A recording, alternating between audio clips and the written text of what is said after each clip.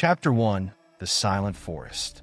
The sun hung low in the sky, casting long, cold shadows across the snow-covered landscape.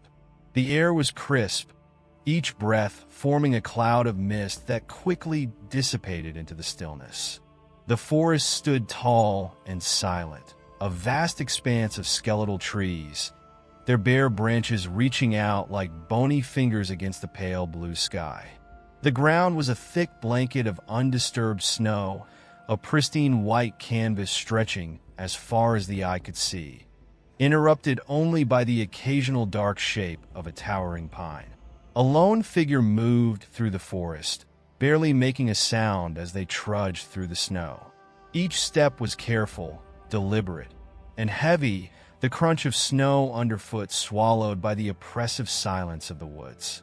The figure was wrapped in layers of thick clothing, the fur-lined hood pulled low over their face, leaving only their eyes visible.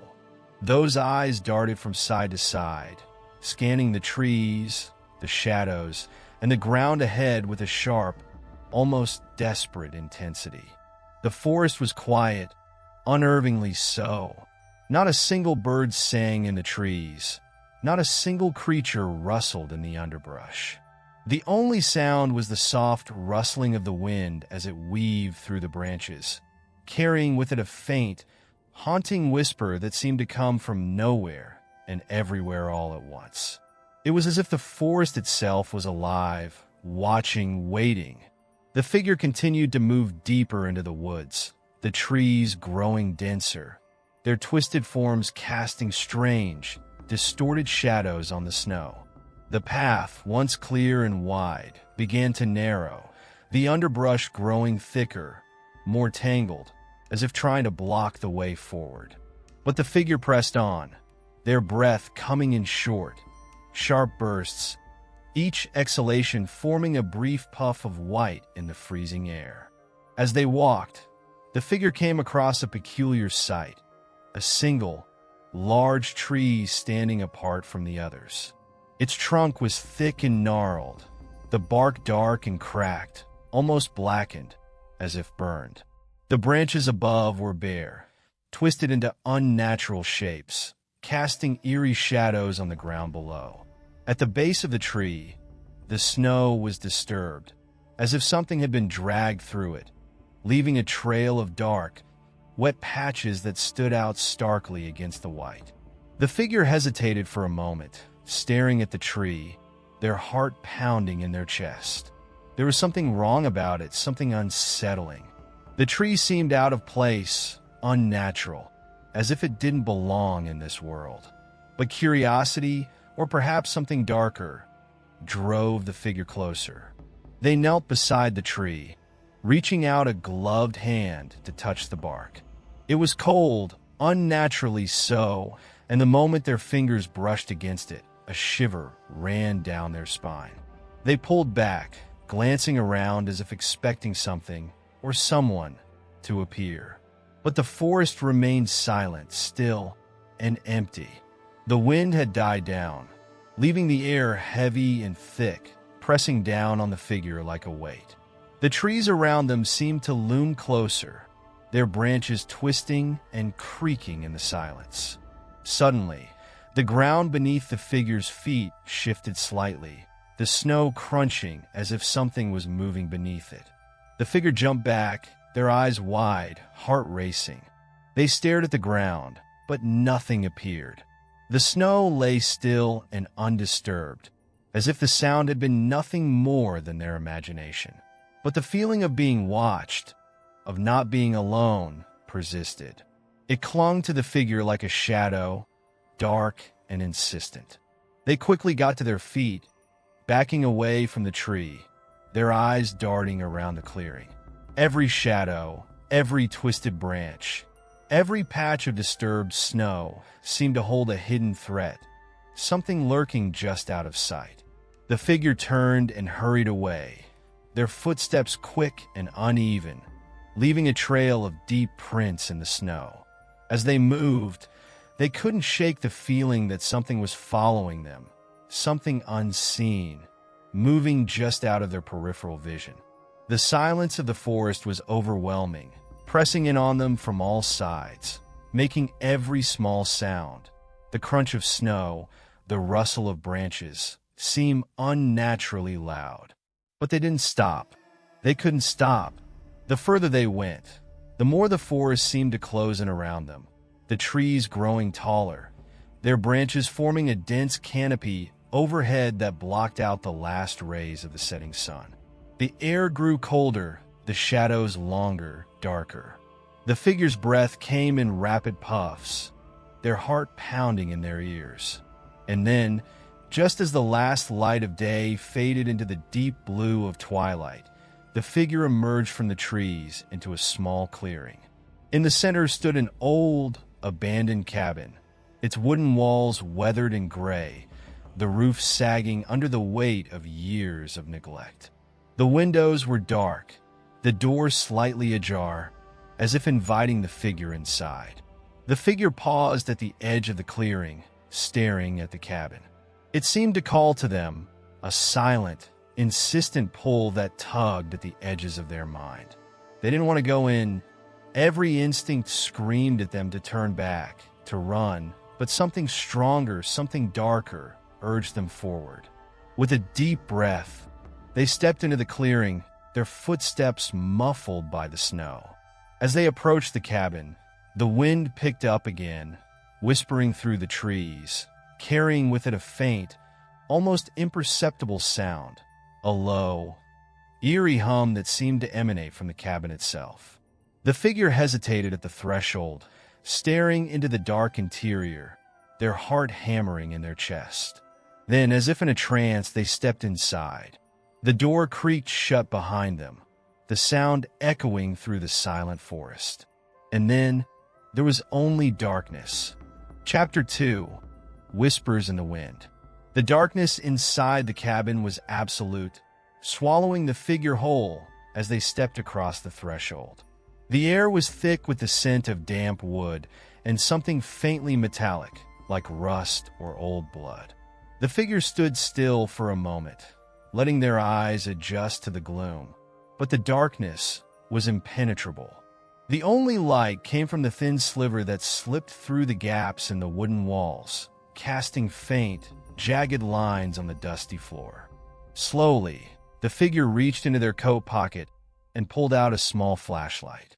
The beam cut through the darkness, revealing a narrow, cluttered room. The walls were lined with shelves, each one sagging under the weight of countless objects. Old, rusted tools, empty glass jars, and strange, unidentifiable artifacts covered in a thick layer of dust. The floor was strewn with debris, broken pieces of wood, scraps of metal, and tattered remnants of what might once have been furniture. The figure moved the light across the room, the beam catching on the peeling wallpaper, faded and yellowed with age. The patterns on it were indistinct, almost as if they had been deliberately smudged or erased. A large, ragged hole in the wall revealed the dark interior of the next room, but the figure hesitated before approaching it, something about the gaping void making their skin crawl. Instead, they turned their attention to a wooden table in the center of the room. It was covered in a thick layer of dust, undisturbed for who knows how long. But there, in the center of the table, was something that seemed out of place. A single, pristine white envelope, untouched by the decay that permeated everything else in the cabin. The figure's breath caught in their throat as they approached the table, the beam of the flashlight steady on the envelope. There was no name, no address, no markings at all. Just a plain, white envelope, its edges crisp and sharp against the worn surface of the table. The figure reached out with a trembling hand, hesitating only for a moment before picking it up. The envelope felt cold to the touch, almost unnaturally so, and heavier than it should have been. The figure turned it over, inspecting it, but there was nothing to indicate what it contained or where it had come from. With a deep breath, they carefully tore it open, their fingers numb with cold and apprehension. Inside was a single sheet of paper, folded neatly in half. The figure unfolded it, holding it up to the light. The paper was old, yellowed with age, but the writing on it was clear, though written in a strange, spidery script that seemed to twist and curl on the page. It was a language the figure didn't recognize, the letters unfamiliar, almost alien. But as they stared at the writing, something strange began to happen. The letters seemed to shift and change, twisting and contorting until they formed words the figure could understand. The message was brief, but it sent a chill down their spine. "You are not alone. Leave now, or you will never leave." The figure dropped the paper, their heart pounding in their chest. The message was clear, but the figure couldn't shake the feeling that it was more than just a warning. It was a threat, a promise of something terrible that lay in wait. A sudden gust of wind rattled the windows, causing the wooden walls to creak and groan. The figure spun around, the beam of the flashlight darting across the room. The wind picked up, howling through the cracks in the walls, carrying with it that same faint hum they had heard outside. But now it was louder, more insistent, like a voice on the edge of hearing, just out of reach. The figure's hands trembled as they shoved the paper back into the envelope and stuffed it into their pocket. They needed to get out of the cabin, out of the forest, but as they turned to leave, the door they had entered through was no longer there. In its place was a solid wall of wood, the grain running in unnatural patterns, almost like the veins of some ancient, petrified creature. Panic surged through the figure as they searched for another way out. The room seemed to close in around them, the walls pressing closer, the shadows deepening. The flashlight flickered, the beam weakening as if the darkness itself was consuming the light. The figure moved quickly to the hole in the wall, the only other exit they could see. They stepped through the hole, into the next room. It was smaller than the first, the ceiling lower, the walls closer. The air was even colder here, each breath burning in their lungs. The room was nearly empty, save for a few broken pieces of furniture pushed into the corners, their shapes twisted and warped. In the center of the room, a single wooden chair stood upright, its back facing the figure. The figure approached the chair cautiously, the beam of the flashlight wavering slightly. As they drew closer, they noticed something on the floor beside the chair, a set of deep scratches, gouged into the wood as if made by something with claws. The scratches formed a pattern, a series of lines and shapes that were disturbingly similar to the writing on the paper. The figure knelt beside the chair, inspecting the scratches. They were deep, almost as if the wood itself had been split open, revealing something dark and rotten beneath the surface. The figure ran a gloved hand over the scratches, feeling the rough edges, the way that would seem to pulse beneath their touch. Suddenly, the wind howled again, louder this time, and the temperature in the room plummeted. The figure's breath came out in a cloud of white mist, their fingers stiff and numb. The beam of the flashlight flickered again, the light dimming until it was barely more than a faint glow. And then, without warning, the chair moved. It was subtle at first, just a slight shift, but then it slid across the floor with a screech of wood against wood. The figure stumbled back, their heart racing, as the chair turned to face them, its wooden legs dragging through the scratches on the floor. The chair stood still for a moment, facing the figure as if daring them to sit. But the figure was frozen in place, unable to move, unable to tear their eyes away from the empty seat. The air around them seemed to thicken, the darkness pressing in closer, the cold seeping into their bones. And then the hum returned, louder, more distinct, like a voice speaking directly into the figure's ear. The words were still unintelligible, but the tone was clear, urgent, angry, full of a malevolent intent that sent a shiver down the figure's spine.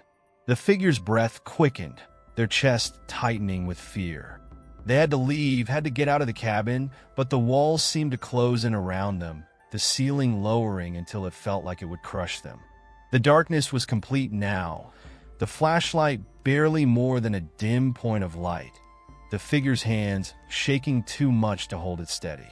And then, just as the pressure became unbearable, the chair stopped moving. The hum faded, the wind died down, and the temperature in the room began to rise, though only slightly. The figure stood there, frozen in place, waiting for something, anything to happen. But the cabin remained silent. The only sound the rapid thudding of their heart in their ears. Slowly, the figure began to back away from the chair, their eyes never leaving it. The floor creaked underfoot, each step echoing through the room like a gunshot.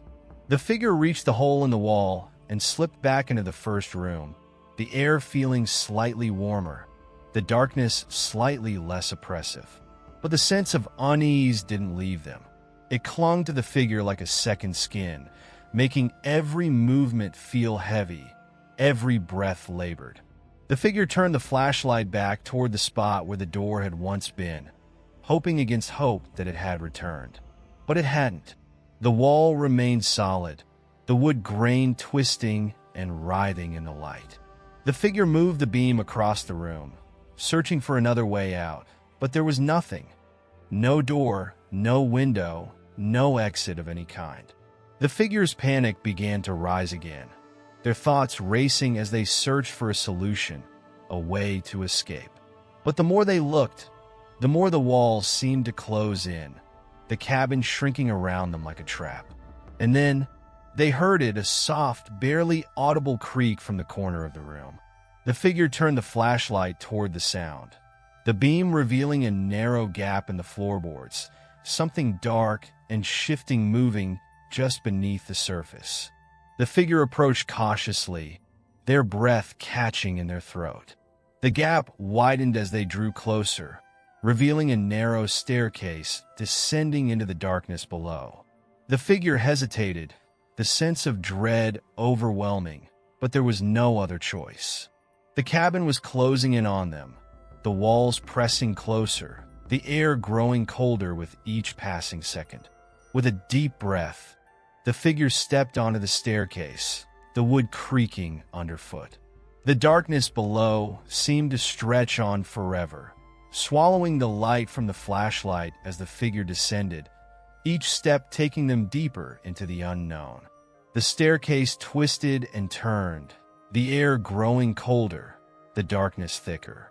The figure's heart pounded in their chest, their breath coming in short, sharp gasps. And then, just as the figure thought they could go no further, the staircase ended, and they stepped into a vast, underground chamber. The chamber was dark and silent, the walls lined with strange symbols carved into the stone, the air thick with the scent of earth and decay. The figure shone the flashlight around the room, the beam catching on something large and hulking in the center of the chamber. It was a massive stone altar, covered in dark stains, its surface cracked and worn. Strange, twisted shapes were carved into the stone, the patterns disturbing, almost hypnotic. The figure approached cautiously, the flashlight flickering as the darkness pressed in closer. And then they saw it, a figure lying on the altar, motionless and still. The figure was wrapped in a dark, tattered cloak, their face hidden in the shadows. The figure's heart skipped a beat as they realized what, or who it was. But before they could react, the figure on the altar moved. Slowly, deliberately, they began to sit up, their movements jerky and unnatural, as if they were a puppet being pulled by invisible strings. The figure's breath caught in their throat, their eyes wide with terror, as the figure on the altar turned to face them. The darkness deepened, the air grew colder, and the figure on the altar smiled, a cold, twisted smile that sent a shiver down the figure's spine. And then, the light from the flashlight went out, plunging the chamber into complete and utter darkness. Chapter 3: The Abandoned Cabin. The darkness was suffocating, an inky blackness that pressed in from all sides, leaving the figure standing at the foot of the altar frozen in place. The air was thick and heavy, the scent of earth and decay overwhelming, almost choking. The silence was absolute, broken only by the sound of the figure's ragged breathing and the rapid thudding of their heart, each beat echoing in their ears like a drum. For a moment, the figure stood motionless, too terrified to move, too afraid to breathe. The flashlight had died, its feeble beam extinguished, leaving them blind in the pitch-black chamber. The figure strained to see, to hear, but the darkness was impenetrable, and the silence was deafening. Then, from somewhere deep within the blackness, came a faint, almost imperceptible sound, a low, rhythmic tapping, like the slow, deliberate beat of a drum. The figure's breath caught in their throat as they strained to locate the source of the sound, but it seemed to come from everywhere and nowhere all at once. Echoing through the vast, empty chamber, the tapping grew louder, more insistent, and with it came a growing sense of dread, a feeling that something terrible was about to happen. The figure's hands shook, their fingers fumbling in the dark as they tried to get the flashlight to work again. But the device remained stubbornly lifeless, refusing to give even the faintest flicker of light. The sound grew louder still, the rhythmic tapping now accompanied by a low, eerie hum that vibrated through the walls and floor, sending shivers down the figure's spine. The air grew colder, each breath forming a cloud of mist that quickly dissipated into the darkness.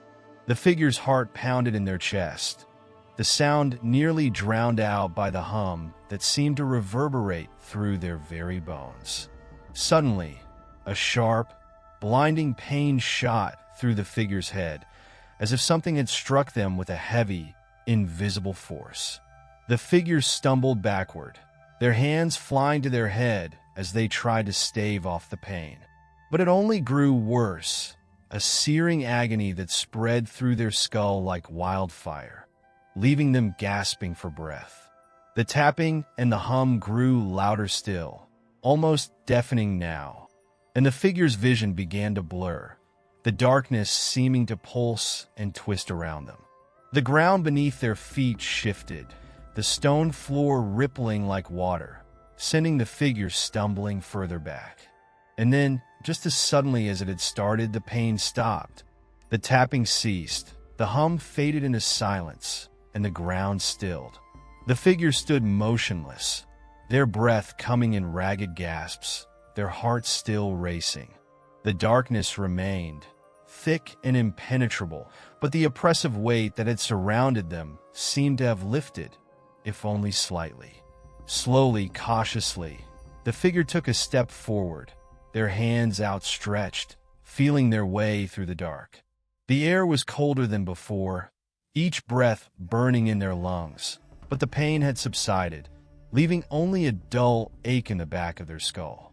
As they moved forward, the figure's foot struck something solid, sending a sharp jolt of pain through their toes.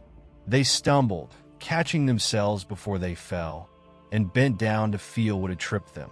Their hands brushed against cold, rough stone, the edge of the altar.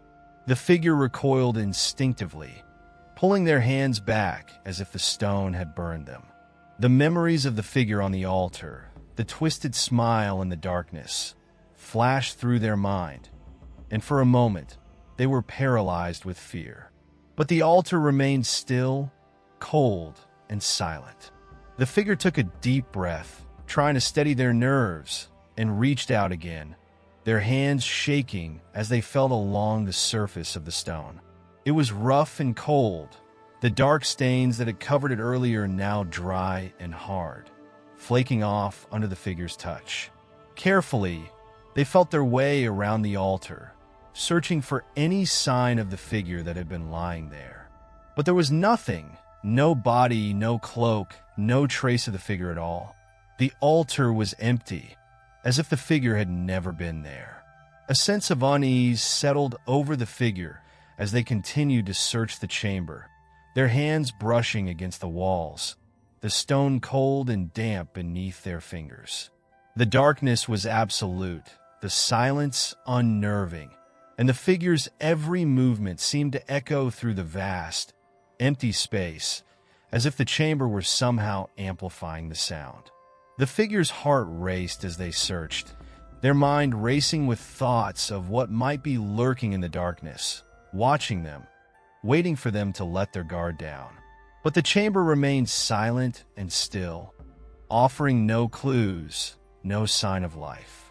Finally, after what felt like an eternity, the figure's hands brushed against something different, an uneven surface, rough and splintered. It was wood, cold and damp to the touch, the texture familiar, yet out of place in the stone chamber. The figure traced the edges of the wood, their fingers brushing against what felt like the frame of a door. Their breath caught in their throat as they realized what they had found.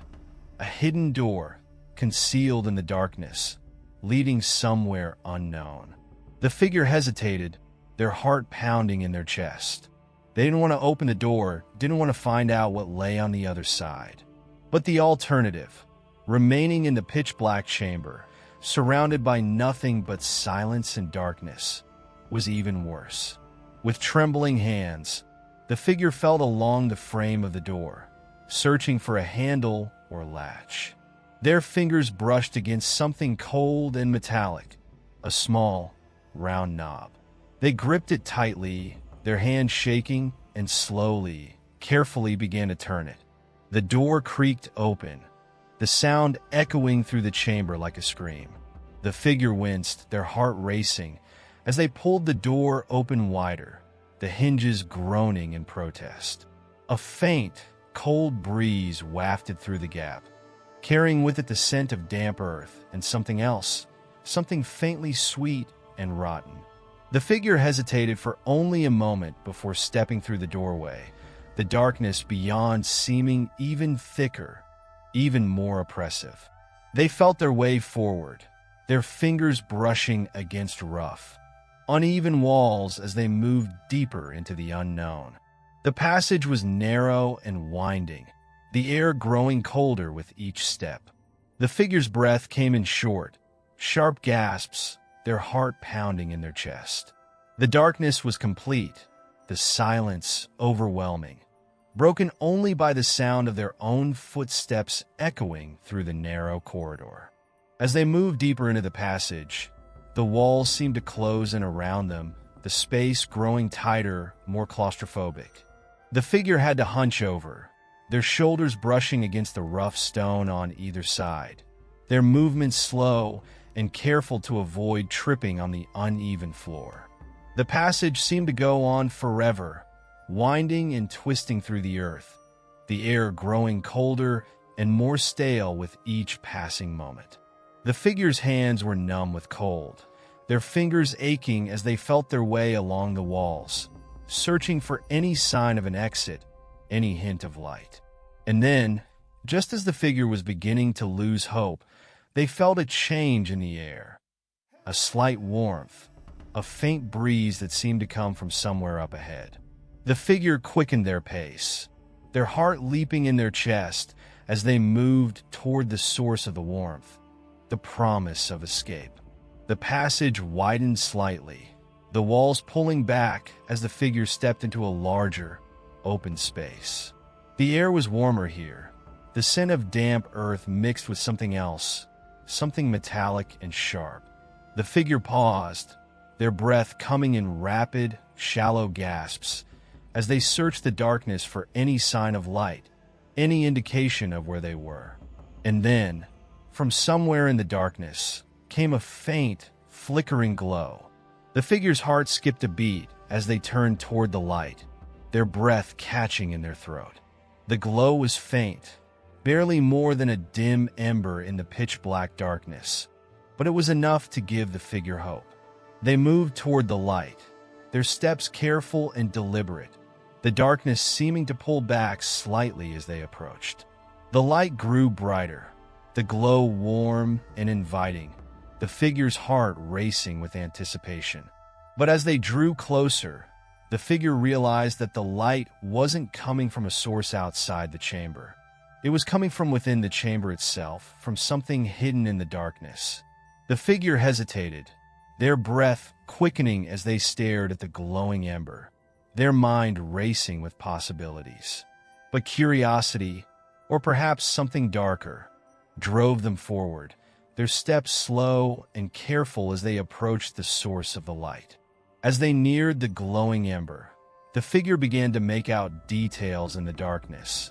The rough, uneven floor, the jagged walls, and then, at the center of the chamber, a large, circular pit. The glow was coming from within the pit, casting faint, flickering shadows on the walls. The figure approached the edge of the pit, their breath catching in their throat as they peered over the edge. The light flickered and danced, casting strange, shifting patterns on the rough stone walls, illuminating something at the bottom of the pit. It was a fire, small and weak, its flames barely more than embers. But there was something else, something lying at the center of the fire, something that glowed with an unnatural light. The figure's heart raced as they stared down into the pit, their eyes wide with fear and wonder. The object at the center of the fire was unlike anything they had ever seen before, small, round, and glowing with a faint, eerie light. The figure hesitated, their breath quickening as they considered what to do next. The light was warm and inviting, but there was something wrong, something deeply unsettling about it. The fire seemed to pulse with a life of its own, the flames flickering and shifting in ways that didn't quite make sense.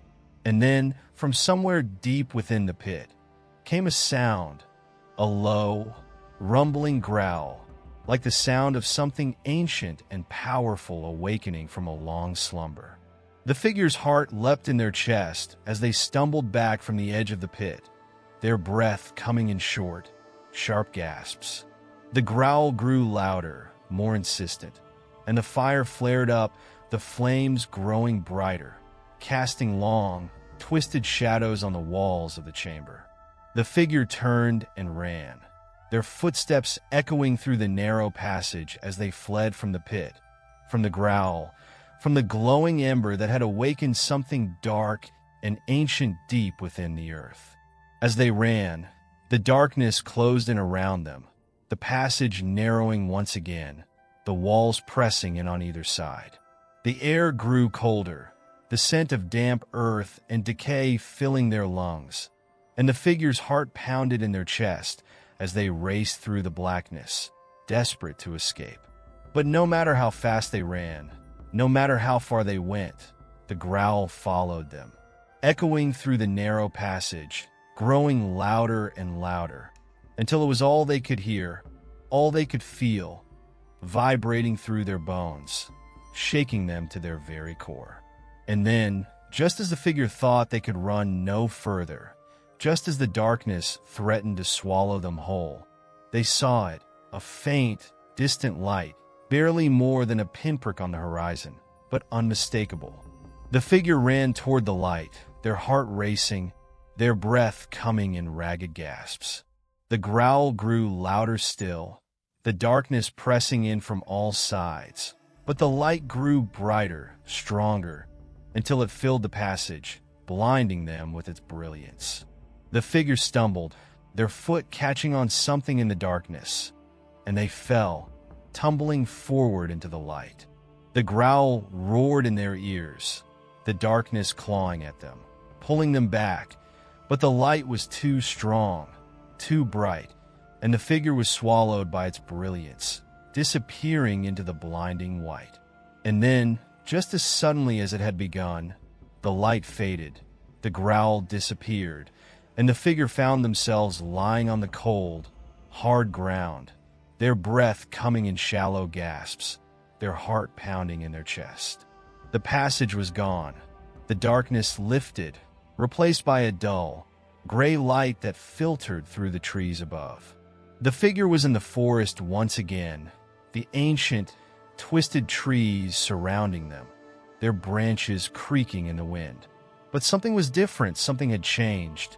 The figure's heart raced as they looked around, their breath quickening as they realized what it was. The forest was silent, eerily, unnaturally silent.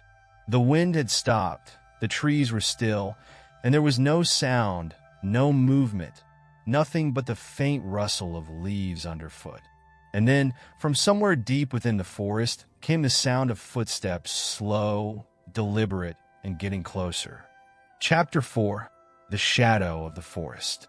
The forest was alive, but not in the way the figure had once known. The ancient trees loomed like sentinels, their twisted branches entwined above, forming a dense canopy that blocked out the sky. The dim light that filtered through the leaves was cold and gray, casting everything in shades of dull silver and deep black. The air was thick with the scent of damp earth and decay, a cloying sweetness that clung to the back of the throat. The figures stood motionless, their breath shallow and quick as they listened to the footsteps echoing through the silent forest. The sound was faint but unmistakable, the steady crunch of leaves and twigs underfoot, growing louder with each passing second. It was the only sound in the otherwise still and silent woods, the only sign of life in the oppressive, suffocating silence. The figure's heart raced, their mind churning with fear and uncertainty. They had no idea who or what was approaching, but the instinctual terror that gripped them was impossible to ignore. They knew they had to move, had to get away from whatever was coming, but their feet felt like they were rooted to the ground, as if the very earth beneath them was holding them in place. Finally, with a burst of adrenaline, the figure turned and fled, their footsteps muffled by the soft, damp earth. They moved quickly, dodging between the trees, their heart pounding in their chest as they tried to put as much distance as possible between themselves and the approaching footsteps. The forest seemed to close in around them as they ran, the trees pressing closer, their gnarled branches reaching out like skeletal hands. The undergrowth was thick and tangled, the roots of the trees snaking across the ground like twisted, sinewy veins, threatening to trip the figure at every step. But they kept moving, their breath coming in ragged gasps, their eyes darting frantically through the gloom as they searched for a way out. The footsteps behind them grew louder, closer, echoing through the forest like a drumbeat. The figure's pulse quickened, the sound driving them forward, deeper into the dark heart of the woods. Every rustle of leaves, every crack of a twig, sent a jolt of fear through their body, but they didn't dare look back. The figure knew that whatever was following them, whatever was hunting them, was too close now. Stopping, even for a moment, would mean certain doom. The forest grew denser, the trees taller and more twisted, their branches forming a nearly impenetrable wall of black wood. The light grew dimmer, the shadows deeper, until the figure could barely see where they were going. They stumbled over roots and rocks, their feet catching on the uneven ground, but they forced themselves to keep moving, the fear of what was behind them outweighing the pain and exhaustion that threatened to overwhelm them. Finally, after what felt like hours of running, the figure burst into a small clearing, the trees pulling back just enough to let in a sliver of pale, gray light. The clearing was small and circular, the ground covered in a thick carpet of dead leaves that crunched underfoot. In the center of the clearing stood a single, ancient oak tree, its massive trunk twisted and gnarled, its branches stretching out like the arms of a giant, casting long, skeletal shadows across the ground. The figure stumbled to a stop at the edge of the clearing, their breath coming in ragged gasps, their legs trembling with exhaustion. They scanned the area, their eyes wide with fear, but there was no sign of the footsteps, no sign of the pursuer that had been so close behind them. The only sound was the faint rustle of leaves in the breeze. The only movement the slow, swaying of the ancient oak's branches in the wind. For a moment, the figure dared to hope that they had lost whatever was following them, that they had finally outrun the danger. But then, from somewhere deep within the forest, came the sound of rustling leaves and snapping twigs, the footsteps resuming their relentless approach. The figure's heart sank as they realized they had nowhere left to run. The clearing was surrounded by the thick, impenetrable wall of trees, their branches too dense to push through, their roots too tangled to navigate. The only option was to face whatever was coming, to stand their ground and hope that they could somehow survive the encounter. The figure took a deep breath, steeling themselves for what was to come, and slowly turned to face the direction from which the footsteps were approaching. The shadows between the trees seemed to shift and pulse, the darkness growing deeper and more oppressive, as if the forest itself was holding its breath in anticipation. And then, out of the shadows, a figure emerged. At first, it was difficult to make out any details. The figure was shrouded in darkness, their form indistinct, their movements slow and deliberate. But as they drew closer, stepping into the dim light of the clearing, their features became clearer. The figure was tall and thin, their skin pale and waxy, almost translucent. Their eyes were dark, hollow pits, devoid of any emotion or life, and their mouth was twisted into a cruel, mocking smile. They were dressed in tattered, filthy clothing, the fabric hanging off their gaunt frame like rags, and their hands were long and bony, the fingers ending in sharp, blackened nails. The figure in the clearing took an involuntary step back, their breath catching in their throat as they locked eyes with the stranger. There was something deeply wrong, something unnatural about the figure that stood before them, something that defied explanation. The stranger took a step closer, their movements slow and deliberate, their eyes never leaving the figure in the clearing. The smile on their face widened, revealing rows of sharp, yellowed teeth, and the figure could feel a cold, creeping dread settling over them, freezing them in place. The stranger raised one hand, the bony fingers extending toward the figure in the clearing, and a low, guttural sound rumbled from deep within their chest, a sound that was almost but not quite a laugh. The figure in the clearing wanted to run, wanted to scream, wanted to do anything to escape the nightmare that was unfolding before them, but their body refused to obey. They could only stand there, frozen in place, as the stranger closed the distance between them, the dark, hollow eyes locking onto theirs, the smile growing wider and more twisted with each step. And then, just as the stranger was about to reach them, something in the air shifted. The cold, oppressive weight that had been pressing down on the clearing lifted just slightly, and the figure felt a sudden, inexplicable surge of strength and determination. With a burst of adrenaline, the figure turned and ran, bolting across the clearing and into the dense wall of trees on the other side. They could feel the branches tearing at their clothes, the roots catching at their feet, but they pushed forward, driven by a primal need to escape. The stranger's footsteps followed close behind, faster now, more insistent, but the figure didn't dare look back.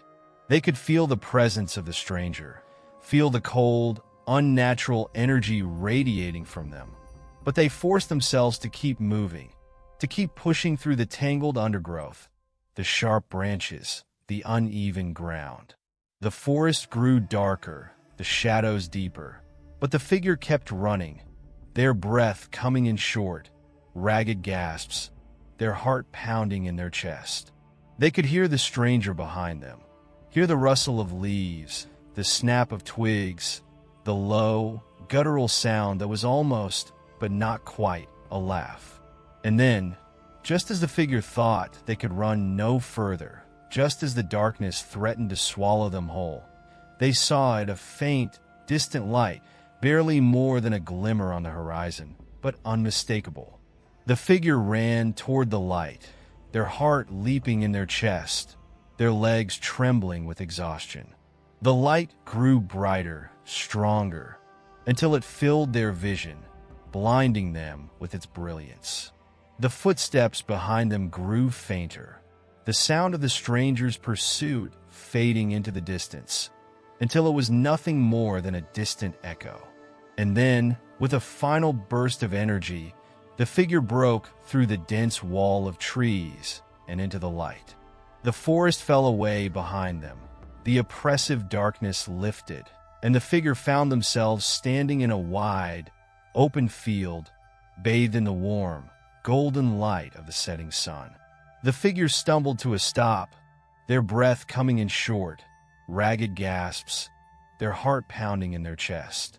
They looked around, their eyes wide with wonder and relief, as they realized they had escaped the forest, escaped the nightmare that had pursued them.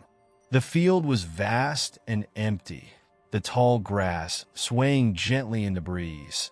The sky above painted in shades of pink and orange as the sun dipped below the horizon. The air was warm and sweet, the scent of wildflowers filling the figure's lungs.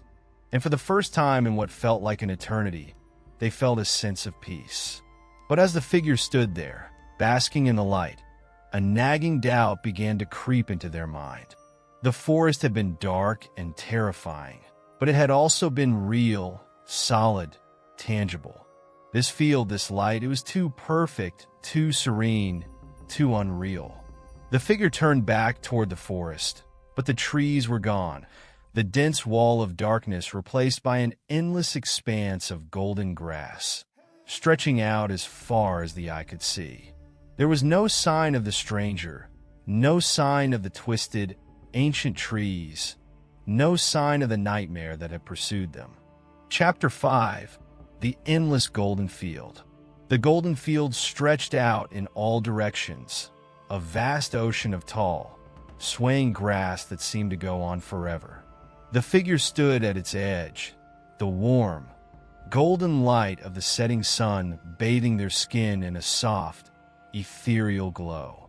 The air was still, the only sound the gentle rustling of the grass as it swayed in the breeze, creating a soothing, hypnotic rhythm that seemed to calm the figure's racing heart. For a moment, the figure simply stood there, breathing in the sweet scent of wildflowers and basking in the warmth of the sun. The terror of the forest, the darkness, and the stranger felt like a distant memory, something that had happened in another world, another lifetime. Here, in this field of gold, there was only peace, only light, and the figure felt a deep, overwhelming sense of relief. But as the minutes passed, as the sun dipped lower in the sky, casting long shadows across the field, a gnawing sense of unease began to creep in. The field was beautiful, almost too beautiful, and there was something about it that felt wrong. It was as if the entire landscape was a painting, a perfect, idyllic scene that had been created just for them. And yet, the more the figure looked, the more they noticed small, unsettling details. The grass, for example, was unnaturally uniform, each blade the exact same height, the exact same shade of gold. The wildflowers that dotted the field were arranged in perfect clusters, their petals flawless and untouched by the elements. Even the light itself, warm and golden, seemed almost artificial, too soft, too perfect, as if it were being cast by some unseen source. The figure's heart began to race once again, the sense of peace they had felt moments ago giving way to a growing sense of dread. They took a tentative step forward, their foot sinking into the soft earth, the grass parting easily beneath their weight. The field was silent, eerily so, and as the figure moved deeper into the sea of gold, the silence seemed to press in on them from all sides, growing heavier, more oppressive. The figure walked for what felt like hours, the sun sinking lower and lower in the sky, casting the field in a deep, golden haze. The grass continued to sway gently in the breeze, the wildflowers nodding their heads in silent agreement. But there was no other sign of life, no sound, no movement, nothing but the endless expanse of gold stretching out to the horizon. As the figure walked, they couldn't shake the feeling that they were being watched.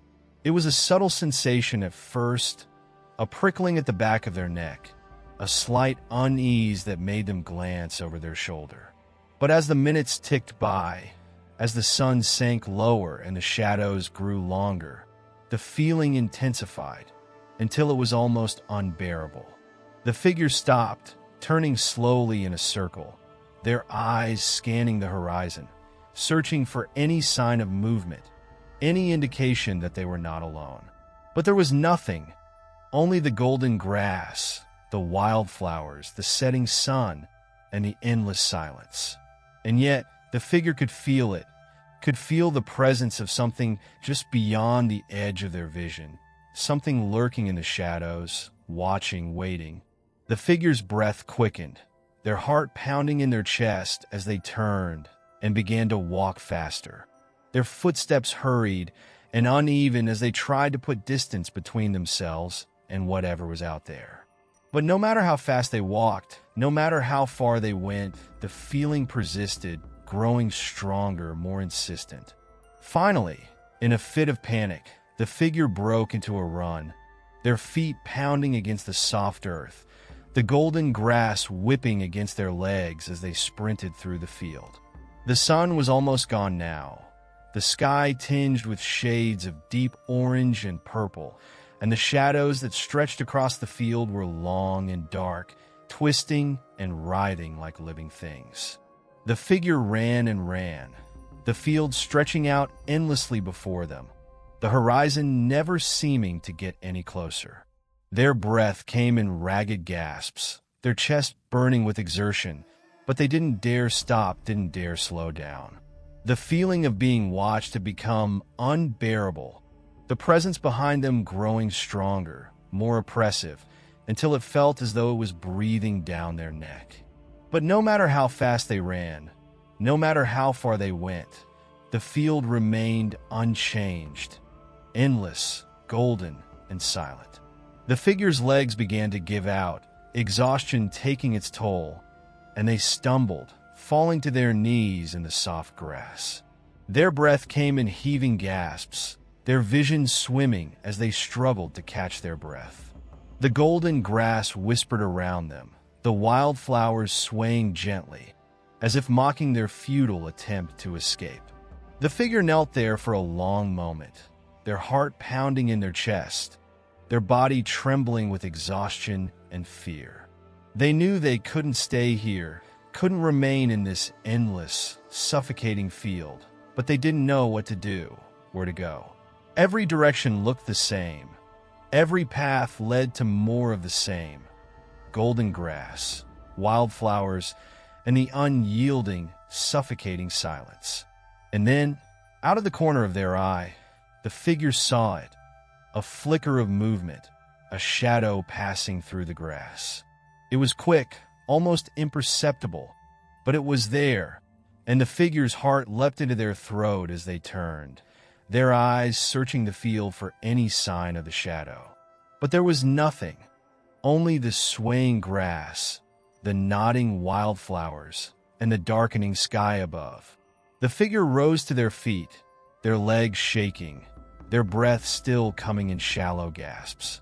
They stood there, turning slowly in a circle, their eyes scanning the horizon, searching for any sign of the shadow, any indication that they were not alone.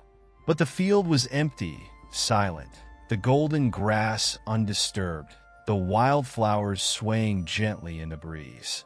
The figure took a tentative step forward, their heart pounding in their chest, their breath quickening as they moved through the grass. The shadows were growing longer now, stretching out across the field like dark, twisted fingers, and the light was fading fast, the last remnants of the sun dipping below the horizon. As the darkness closed in, The figure felt the presence once again, stronger this time, more insistent. It was close, too close, and the figure could feel it, could feel the cold, clammy sensation of eyes watching their every move, could feel the weight of something lurking just beyond the edge of their vision. The figure's pace quickened, their footsteps hurried and uneven as they tried to put distance between themselves and whatever was out there. But the presence followed, keeping pace with them, never letting them out of its sight. And then, just as the figure thought they could take no more, just as the darkness threatened to swallow them whole, they saw it, a light, faint and distant, barely more than a glimmer on the horizon, but unmistakable. The figure ran toward the light, their heart racing, their legs trembling with exhaustion. The light grew brighter, stronger, until it filled their vision, blinding them with its brilliance. The presence behind them grew fainter, the oppressive weight lifting slightly, and the figure felt a glimmer of hope as they neared the light, their pace quickening, their breath coming in ragged gasps. But just as they reached the edge of the light, just as they were about to break free from the darkness, the figure stumbled, their foot catching on something in the grass, and they fell, tumbling forward into the soft earth. The light flickered and dimmed, the presence behind them surging forward, and the figure's heart sank as they realized that they had not escaped, that they had not outrun the darkness. The light faded, the darkness closing in, and the figure felt the cold, clammy touch of the presence as it wrapped around them, pulling them down into the endless sea of gold. The field was silent once more, the grass swaying gently in the breeze, the wildflowers nodding their heads in agreement. And in the center of the field, where the figure had fallen, the earth shifted and moved, the grass parting to reveal a single, small, dark pit, a pit that had not been there before. And from somewhere deep within the pit, a faint, eerie light began to glow, casting long, twisted shadows across the golden grass. Chapter 6: Shadows on the Snow. The figure stood alone in the small, dimly lit room, their chest heaving with shallow breaths. The soft light from the oil lamp cast flickering shadows on the walls, making the room seem alive with movement. The figure's eyes darted around the room, taking in the rickety bed, the wooden table and chair, and the peeling paint on the walls. The figure crossed the room, their hand trembling as they reached for the curtain. They pulled it back slightly to peer outside. The field beyond was dark and quiet, illuminated only by the faint glow from the house. There was no sign of the creature, no movement, no sound. Relieved, the figure let the curtain fall back into place and turned their attention to the room. Their gaze fell on the oil lamp on the table. It was lit, the flame casting long, dancing shadows across the room. The figure's brow furrowed in confusion. The lamp had not been there before, yet its flame burned brightly. A soft, almost imperceptible sound broke the silence, a faint whisper or the creak of a floorboard. The figure's heart skipped a beat. They turned toward the source of the sound, eyes wide with fear. The room was still, the shadows long and dark, and the only movement was the flickering of the lamp's flame. The figure could sense a presence, something unseen and waiting. They took a cautious step back, their breath coming in shallow, uneven gasps. In the corner of the room, the darkness seemed to shift. A faint, barely perceptible movement caught the figure's eye. The shadows seemed to pulse and grow, taking on a shape, tall, thin, and twisted. The figure's breath quickened as they stared at the dark outline forming in the corner. They stumbled backward, their foot catching on the edge of the bed. The shadowy figure's attention was drawn to the movement, and it turned toward the figure. The eyes, or what should have been eyes, locked onto them with a piercing intensity. The silence in the room was almost suffocating. The two figures stared at each other, the shadowy figure's form indistinct, its features hidden in the darkness. The figure felt the weight of its gaze pressing down on them. Then, slowly, the shadowy figure began to move, its form shifting and flowing like smoke. The figure's heart raced as they scrambled backward, their hands clutching at the bed for support. No matter how fast they moved, the shadowy figure seemed to always be there, just behind them, its presence overwhelming and suffocating. Then, just as the figure thought they could take no more, the shadowy figure stopped. It stood still, its form flickering and shifting, its gaze unyielding. The figure's breath caught in their throat, their heart pounding. The shadowy figure began to retreat slowly, its form fading back into the shadows, its presence growing fainter until it was little more than a flicker of darkness. The figure's breath came in ragged gasps as they watched the shadowy figure disappear. The room fell silent once more, the only sound the steady thump of the figure's heartbeat. They remained frozen, their eyes locked on the corner where the shadowy figure had vanished.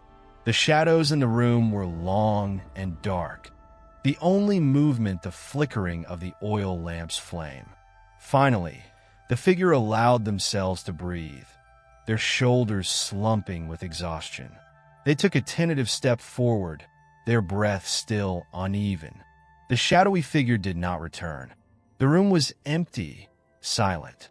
The figure crossed the room to the window, their hand trembling as they pulled back the curtain to peek outside. The field was dark, the only light coming from the house.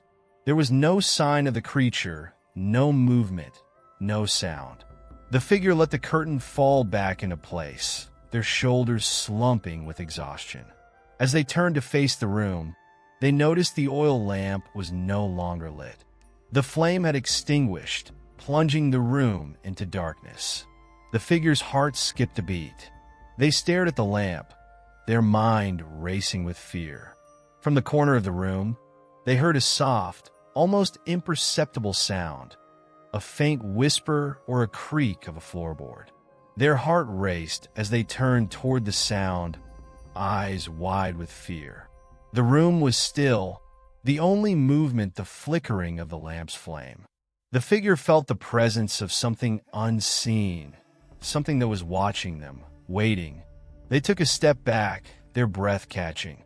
The shadows seemed to shift and change, and the darkness in the corner of the room began to pulse and grow. The outline of something tall, thin, and twisted began to take shape. The figure stumbled again, their foot catching on the bed. The shadowy figure's attention was drawn once more. The figure froze, breath hitching in their throat. The shadowy figure's gaze was intense, its presence overwhelming. The figure stared at the shadowy figure, their mind racing with fear and confusion. The shadowy figure did not move, did not advance. It simply stood there, its form shifting like smoke. Then, slowly, it began to retreat, its presence growing fainter until it was little more than a flicker of darkness. The figure's breath came in ragged gasps as they watched it disappear. For a long moment, the figure remained frozen, eyes locked on the corner where the shadowy figure had vanished. The room was still and silent, the only movement the flickering of the oil lamp's flame. Finally, the figure allowed themselves to breathe, their shoulders slumping with exhaustion. They took a tentative step forward, their eyes still locked on the corner. The shadowy figure did not return. The room was empty, silent. The figure's heartbeat was the only sound in their ears. They crossed the room to the window again, peeking outside. The field was dark, the only light coming from the house. There was no sign of the creature. For the first time in what felt like an eternity, the figure relaxed slightly. They let the curtain fall back into place and turned back to the room. The oil lamp remained extinguished, and the darkness seemed heavier than before. From the corner of the room, the figure heard a soft, almost imperceptible sound again, a faint whisper, or the creak of a floorboard. They turned toward the source, eyes wide with fear. The room remained still, silent, with only the shadows moving with the flickering light. The figure's breath quickened, their heart pounding in their chest as they stared at the darkness. The shadows seemed to shift and change, and the figures saw the outline of something tall, thin and twisted. They stumbled backward, catching their foot on the bed. The shadowy figure's attention was drawn to them.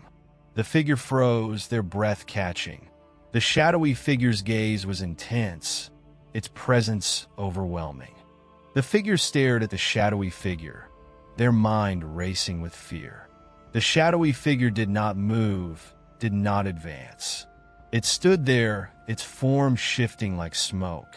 Slowly, it began to retreat, its presence fading into the shadows until it was nothing more than a flicker of darkness. The figure's breath came in ragged gasps as they watched it disappear. The room was silent once more, the shadows long and dark. The figure remained frozen, their eyes locked on the corner of the room. The shadowy figure did not return. The only sound was the figure's racing heartbeat. Finally, the figure allowed themselves to breathe, their shoulders slumping with exhaustion. They took a tentative step forward, their breath uneven. The room was still, empty. The oil lamp remained extinguished. The figure's heart raced as they turned toward the corner of the room where the shadowy figure had vanished. The room was still, silent, the only movement the flickering shadows cast by the lamp's flame. Chapter 7. The Unseen Presence. The room lay in an oppressive stillness, the air thick with an unspoken tension. The figure, trembling and exhausted, remained frozen near the extinguished oil lamp. The shadows, long and dark, clung to the corners of the room, stretching and shifting with the unpredictable flickering of the lamp's flame. The figure's eyes were drawn to the mirror hanging on the wall, its surface coated in a thin layer of dust. The lamp's dim light reflected off the glass, creating a distorted image that seemed almost alive. Every so often, the figure's gaze would dart back to the corner where the shadowy figure had vanished, half expecting it to reappear. Unable to shake the feeling of being watched, the figure took a few tentative steps toward the mirror. As they moved, their footfalls echoed softly in the silence, the only sound in the otherwise eerily quiet room. They reached out a trembling hand and wiped away some of the dust from the mirror, revealing the reflection of the room in sharper detail. The mirror's reflection was unsettling. The figure could see the real room behind them, every detail, every shadow. But the mirror seemed to show more than just a reflection. In the dim light, the figure could make out faint, indistinct shapes moving in the reflection shadows, as if the mirror held a separate, darker version of the room. The figure's breath quickened as they stared into the mirror, the reflection twisting and shifting. The movement in the reflection seemed to be getting closer, the shapes becoming more defined, more menacing. The figure could see dark, elongated forms reaching out from the shadows, as though trying to pull themselves free from the mirror's depths. Panicked, the figure turned away from the mirror, their eyes scanning the room for any sign of movement.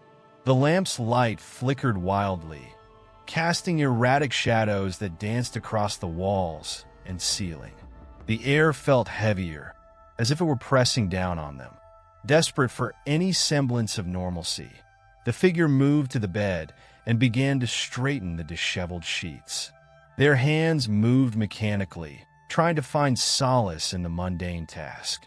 Each rustle of the fabric seemed amplified in the oppressive silence, each creak of the bed frame resonating through the room. As the figure worked, they couldn't shake the feeling that they were not alone. Every time they glanced at the corner of the room, it seemed as though the shadows were growing darker, thicker. The oppressive darkness seemed to pulse with a life of its own, creeping ever closer to the figure. With a final, frustrated motion, the figure turned and walked to the window. They pulled back the curtain to peer outside, hoping for a distraction from the growing sense of dread. The field beyond was bathed in an eerie moonlight, the landscape both familiar and alien in the pale glow.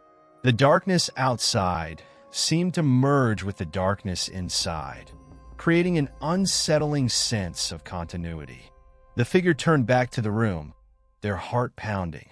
The lamp had once again flickered out, leaving the room in near-complete darkness. The only light came from the faint moonlight filtering through the window. The figure's breath came in shallow, uneven gasps. The room felt smaller, more suffocating. The darkness seemed to close in, the oppressive shadows stretching and writhing. The figure could feel the weight of the darkness pressing down on them, a physical force that seemed to crush their very being. Unable to bear the silence any longer, the figure moved toward the door, hoping to escape the confining space. Their hands shook as they reached for the door handle. They hesitated, the sense of dread growing stronger. The figure's fingers grasped the handle, and with a deep breath, they pulled the door open. The hallway beyond was dark, the only light coming from a dim bulb at the end of the corridor. The figure stepped into the hallway, their footsteps echoing softly as they walked. The oppressive weight of the darkness seemed to lift slightly, though the feeling of being watched persisted. As they walked down the hallway, the figure could hear faint, almost imperceptible sounds, the creak of floorboards, the whisper of air through the cracks in the walls. Each sound seemed to come from all directions at once, creating a disorienting and unsettling experience. The hallway seemed endless, the walls lined with old, dusty portraits that watched the figure as they moved. The portraits were unsettling in their own right. Each face seemed to be twisted in a silent scream, their eyes following the figure with a haunting intensity. The figure reached the end of the hallway and found themselves in a small, dimly lit room.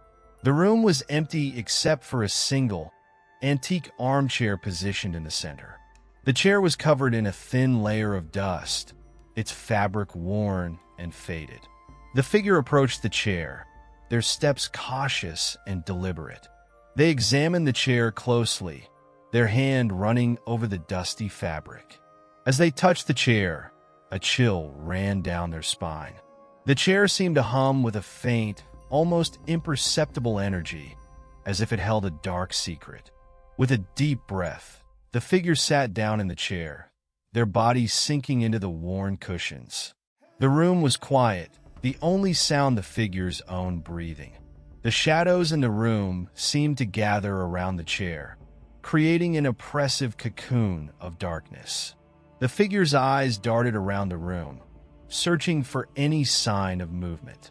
The darkness seemed to pulse and shift, the shadows stretching and growing. The figure could feel the weight of the darkness pressing down on them, a physical presence that seemed to close in. The longer the figure sat in the chair, the more the darkness seemed to envelop them. The shadows grew darker, the air colder. The feeling of being watched grew stronger, more intense. The figure's heart raced, their breath coming in short, panicked gasps. Suddenly, a loud creak echoed through the room. The figure's heart skipped a beat as they looked around, their eyes wide with fear. The room was still, the shadows unmoving. The figure's breath quickened, their mind racing with fear and confusion. The creak sounded again, louder this time. The figure's gaze was drawn to the door, which slowly began to close on its own. The figure's breath caught in their throat as they watched, unable to move. The door closed with a final, echoing thud, leaving the figure trapped in the darkened room. The shadows seemed to close in, the darkness pressing down on them with an almost palpable weight. The figure's heart pounded in their chest, their breath coming in ragged gasps. The darkness was all-encompassing, the oppressive shadows stretching and writhing around the figure. The feeling of being watched grew stronger, the presence in the room almost tangible. The figure's eyes darted around, searching for any sign of escape, but the darkness seemed to be everywhere. As the darkness closed in, the figure could feel the weight of the shadows pressing down on them, suffocating and overwhelming. The oppressive silence was deafening, the only sound the figure's own frantic breathing. The room felt like a trap, the darkness a living entity that sought to consume them. The figure sat in the chair, their body trembling with fear and exhaustion. The shadows seemed to pulse and shift, the darkness growing thicker and more suffocating. The feeling of being watched was intense, the presence in the room almost tangible. In the midst of the darkness, the figure felt a strange, almost surreal sense of calm. The shadows seemed to fold in on themselves, the darkness becoming almost soothing. The figure's breathing slowed, their body relaxing into the chair. The darkness continued to envelop the figure, the oppressive shadows closing in. The figure's eyes closed, their breath even and steady. The room was still, the only sound the faint, rhythmic pulse of the shadows. And then, in the midst of the darkness, the figure felt a strange sensation, a soft, almost imperceptible touch. It was as though the shadows themselves were reaching out, caressing the figure with a cold, unfeeling presence. The touch was brief, fleeting. The figure's eyes flew open, their heart racing. The darkness was still, the shadows unmoving. The feeling of being watched had subsided, leaving only the oppressive silence. The figure's breathing was steady, their body relaxed. The darkness continued to envelop them, the oppressive shadows closing in. The room was quiet, the only sound the faint, rhythmic pulse of the shadows. And then, as if in response to the figure's calm, the shadows seemed to recede, the darkness lifting slightly. The room was still dark, but the oppressive weight had lessened. The figure sat in the chair, their body relaxed, their breathing even and steady. The darkness was still, the shadows unmoving. The figure remained in the chair, their eyes closed, their body relaxed. The room was quiet, the only sound the faint, rhythmic pulse of the shadows. Chapter 8. Footprints to Nowhere. The figure awoke in the chair, their body stiff and aching. The oppressive darkness had not lifted, and the room remained enveloped in an almost tangible blackness. The only source of light was the dim moonlight filtering in through the small, grimy window. The shadows seemed to pulse with a life of their own, shifting and writhing in response to the figure's movements. The figure stood slowly, their legs feeling weak and unsteady. They moved cautiously through the room, their footsteps muffled by the thick layer of dust on the floor. The silence was absolute, broken only by the faint creaking of the old floorboards beneath their feet. Every step seemed to echo, amplifying the feeling of isolation and dread. Their gaze fell upon the small, wooden wardrobe standing in the corner of the room. The wardrobe was old and worn, its wood cracked and chipped. The doors were slightly ajar, revealing a sliver of darkness within. The figure hesitated for a moment before approaching it, their hand reaching out to grasp the handle. As they opened the wardrobe doors, a cloud of dust billowed out, swirling in the dim light. Inside, the figure found a collection of old clothing, faded dresses, moth-eaten coats, and frayed scarves. The clothes were ancient, their fabrics worn and discolored with age.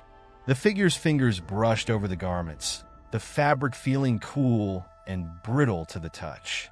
Among the clothing, the figure noticed a small, ornate box tucked away in the back of the wardrobe.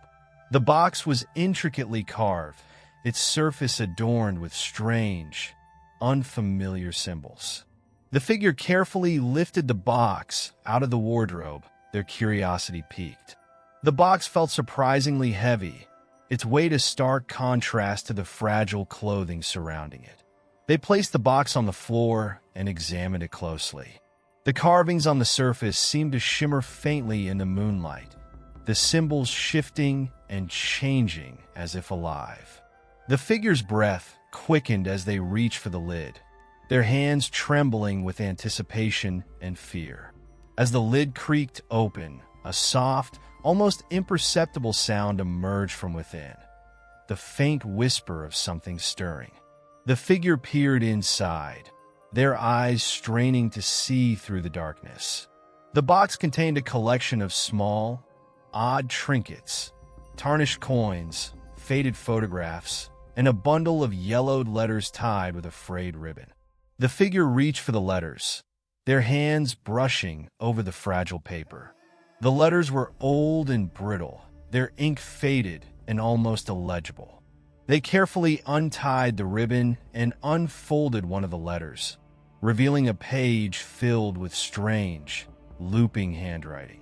The handwriting was ornate and elaborate, the words forming intricate patterns on the page.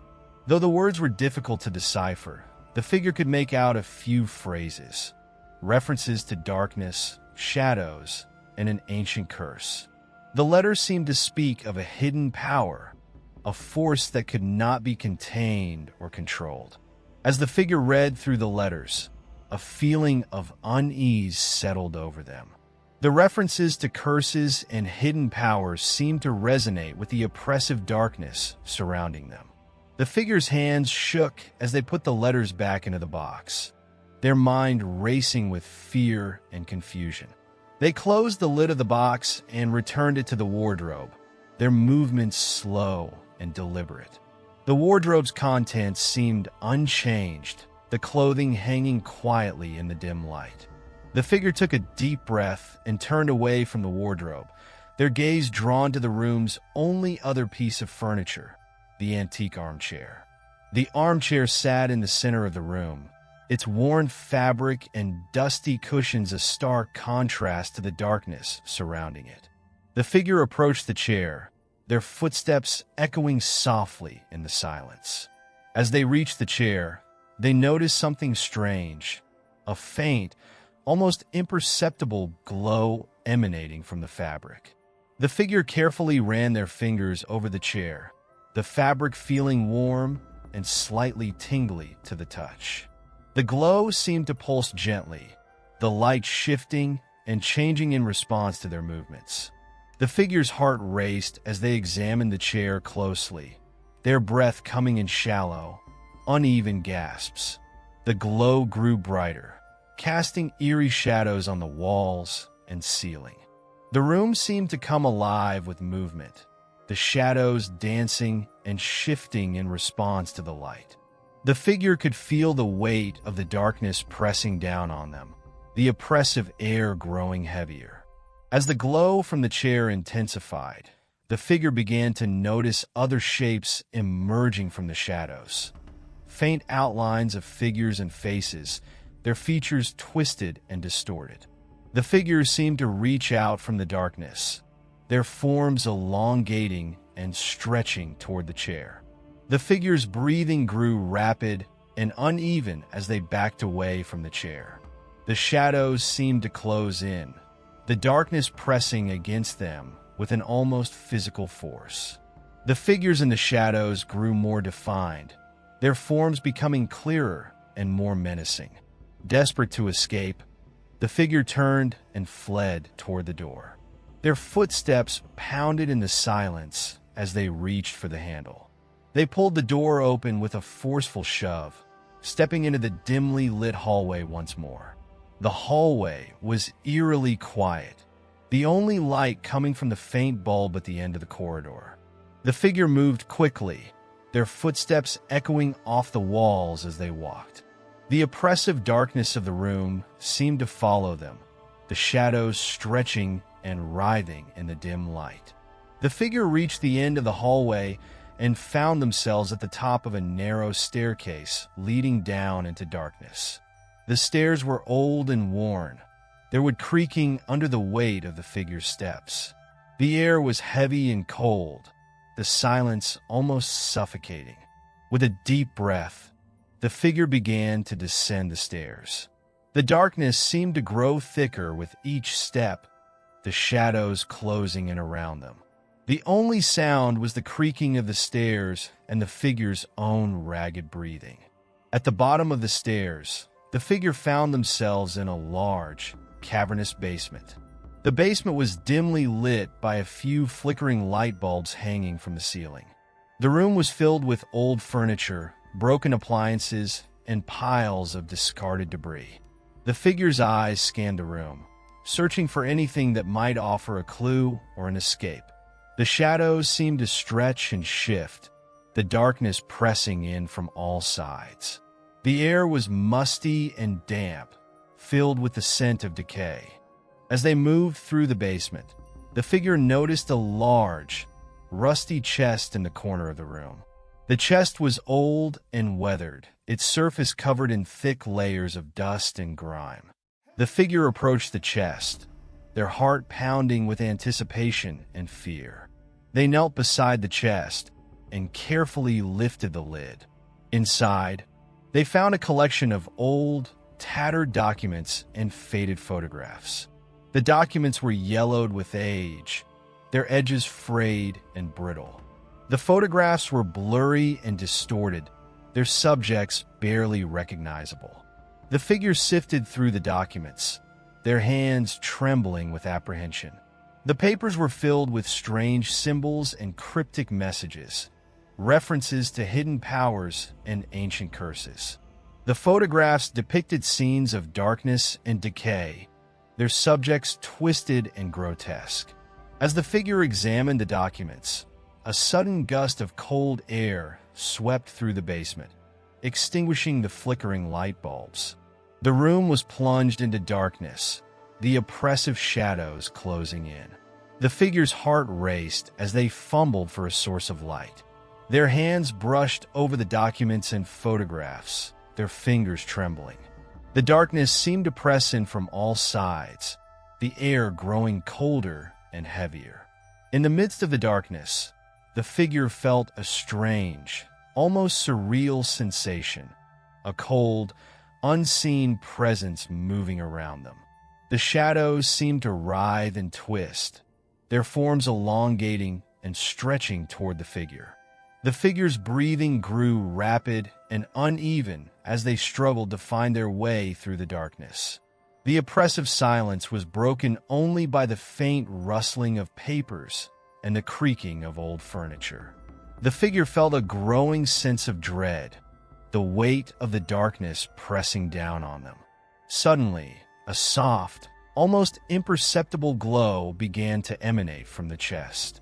The light was faint but steady, casting eerie shadows on the walls and ceiling. The figure's eyes were drawn to the glow, their breath catching in their throat. The glow grew brighter, illuminating the room with a sickly, unnatural light.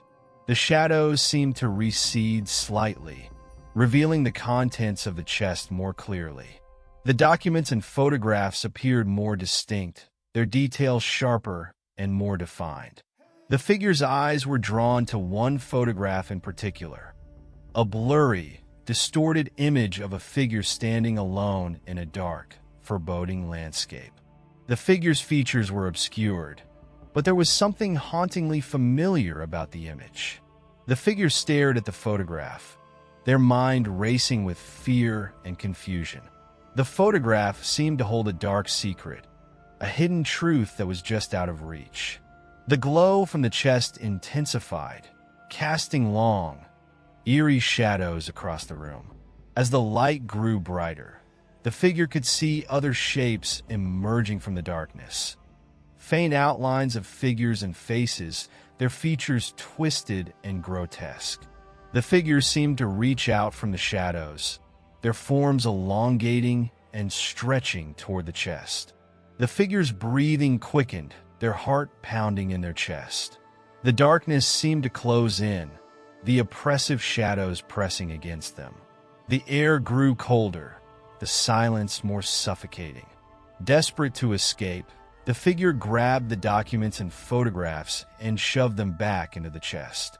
They slammed the lid shut, the sound echoing through the darkened basement. The glow from the chest faded, plunging the room back into darkness. The figure's breath came in ragged gasps as they stumbled toward the staircase. Their footsteps pounded in the silence as they ascended the stairs, the oppressive darkness following them every step of the way. At the top of the stairs, the figure burst into the hallway, their heart racing. The hallway was dimly lit, the only light coming from the faint bulb at the end of the corridor. The oppressive darkness seemed to have lifted slightly, though the feeling of dread remained. The figure moved quickly down the hallway, their footsteps echoing softly.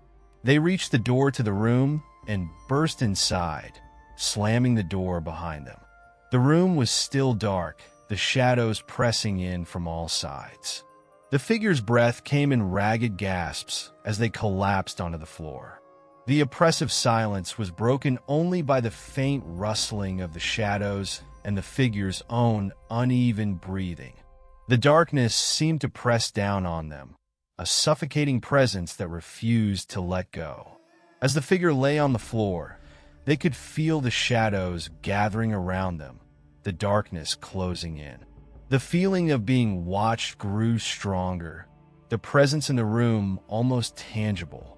The figure's heart raced, their mind racing with fear and confusion. The darkness continued to press in, the shadows writhing and shifting. The oppressive weight seemed to grow heavier, the air colder and more suffocating. The figure lay still, their breathing uneven as the darkness closed in around them. Chapter 9. The Vanishing Light. The figure awoke on the floor, their bodies stiff and aching. The oppressive darkness in the room seemed even thicker, a suffocating presence that pressed in from all sides. The faint glow from the moonlight outside filtered through the grime-covered window, casting eerie, distorted shadows across the room. Struggling to their feet, the figure brushed dust and debris from their clothing. The room appeared unchanged, yet the air felt heavier, laden with an almost palpable sense of foreboding. The figure's eyes scanned the room, seeking any sign of movement or change. The shadows clung to the corners, their shapes elongating and writhing in the dim light. The figure moved cautiously toward the old wardrobe, their footsteps echoing softly in the silence. The wardrobe's doors remained ajar, the interior shrouded in shadow. As they reached for the wardrobe handle, their hand trembled with a mixture of fear and anticipation. The wardrobe had held strange, unsettling items before, and the figure wondered if it might contain more secrets. With a deep breath, the figure pulled open the wardrobe doors. The contents had not changed. The same old clothing and the ornate box were still inside. The figure hesitated before reaching for the box, their fingers brushing over its intricately carved surface. The box felt heavy, its weight a stark contrast to the fragile garments surrounding it. They lifted the box out and placed it on the floor, the familiar soft glow from the chest in the basement still fresh in their memory. The figure's heart raced as they carefully opened the box once more. Inside, the same collection of trinkets, tarnished coins, faded photographs, and yellowed letters awaited their scrutiny. The figure picked up one of the faded photographs. The image was blurred and distorted, but there was something unsettling about it. The photograph seemed to depict a scene from the past, an old house shrouded in mist, its windows dark and lifeless. The figure's gaze lingered on the photograph, a chill running down their spine. As they set the photograph aside, they noticed a small, delicate locket at the bottom of the box. The locket was ornate, its surface adorned with intricate engravings. The figure carefully picked it up, their fingers brushing over the cool metal.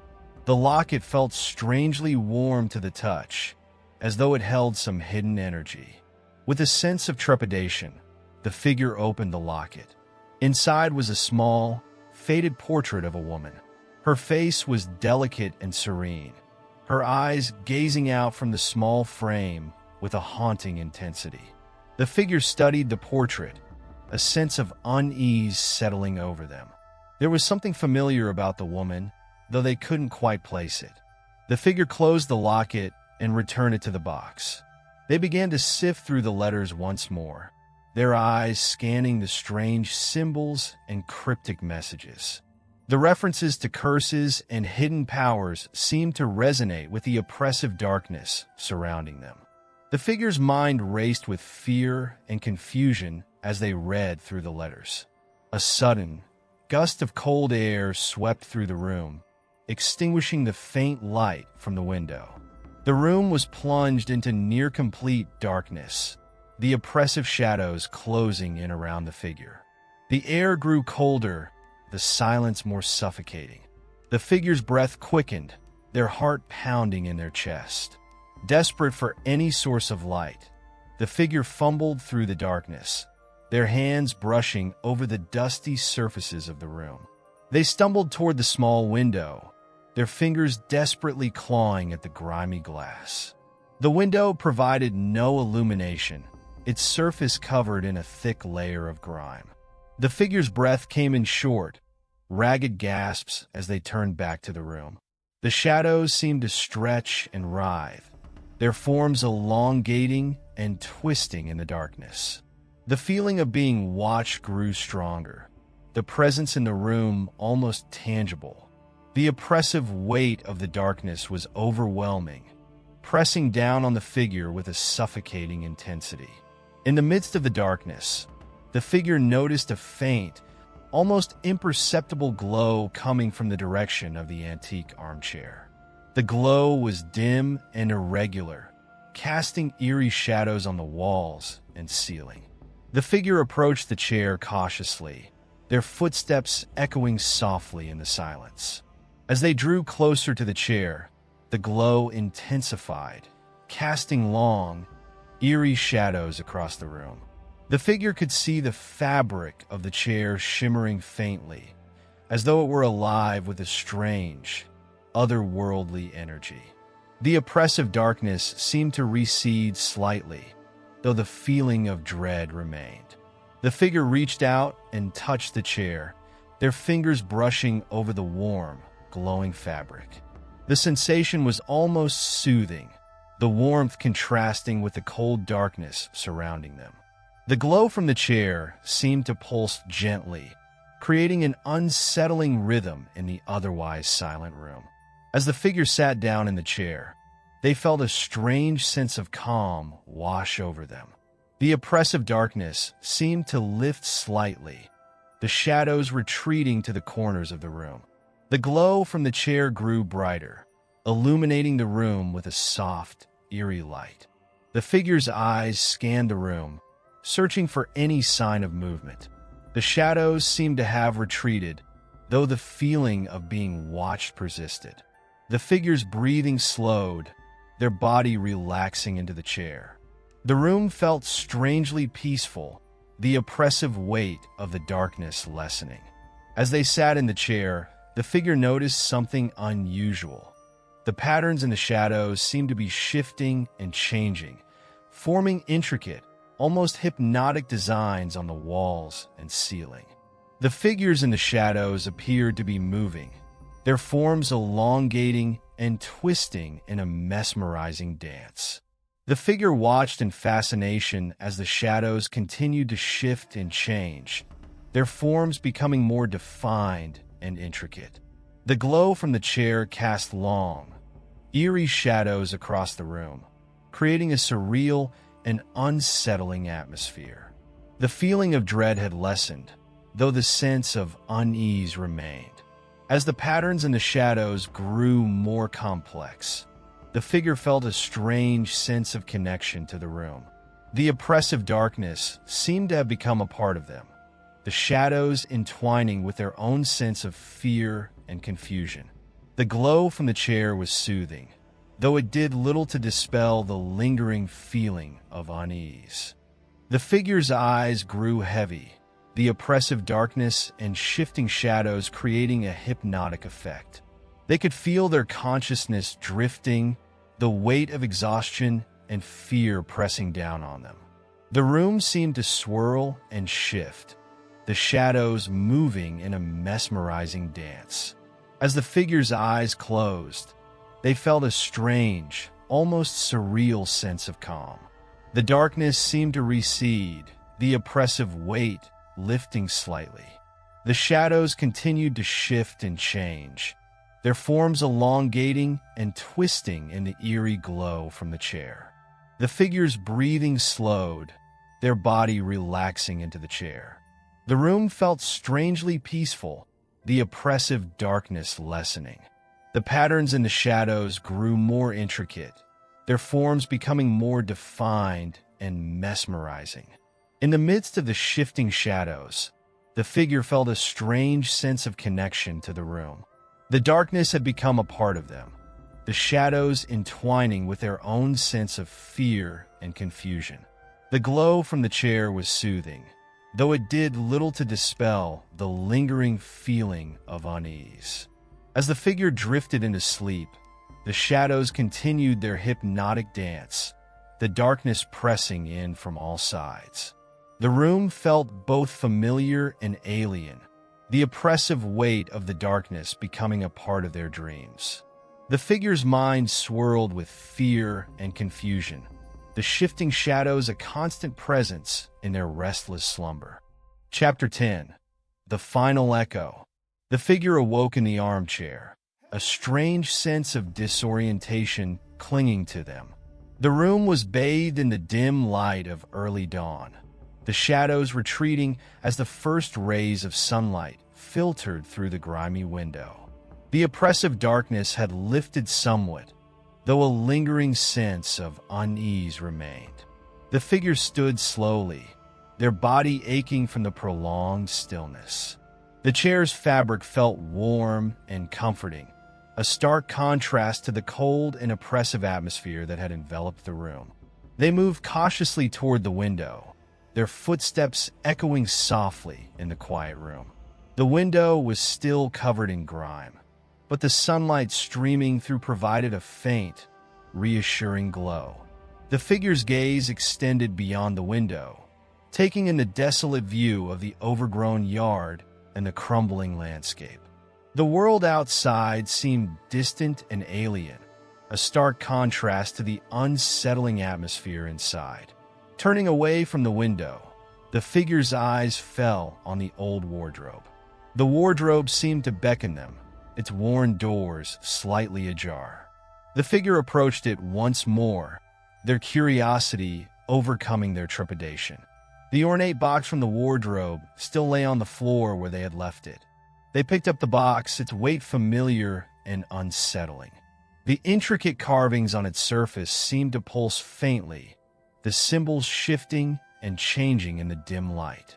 The figure opened the box, revealing the same collection of trinkets, tarnished coins, faded photographs, and yellowed letters. The figure examined the photographs once more, their eyes scanning the distorted images. One photograph stood out, a blurry, unsettling image of a figure standing alone in a dark landscape.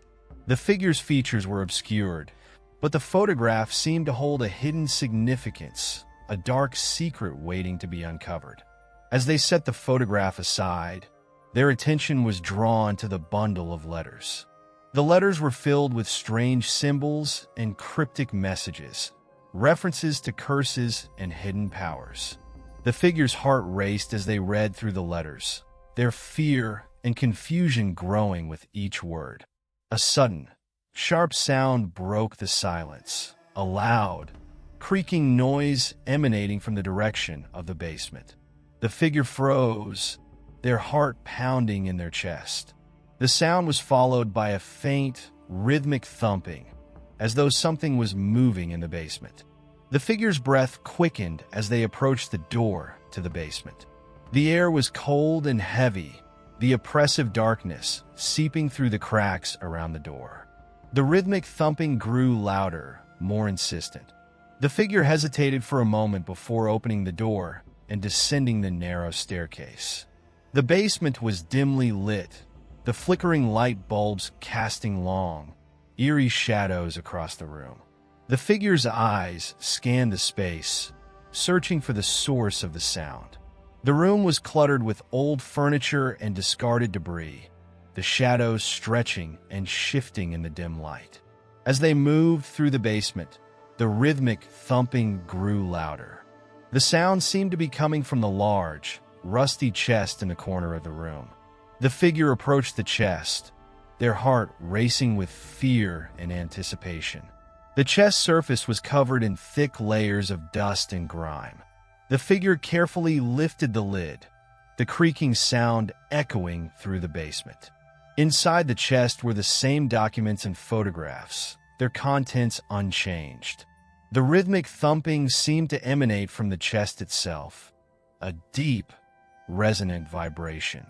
The figure's hands trembled as they sifted through the documents, their eyes scanning the strange symbols and cryptic messages. The thumping grew louder, more insistent, resonating through the chest and filling the basement with a sense of unease.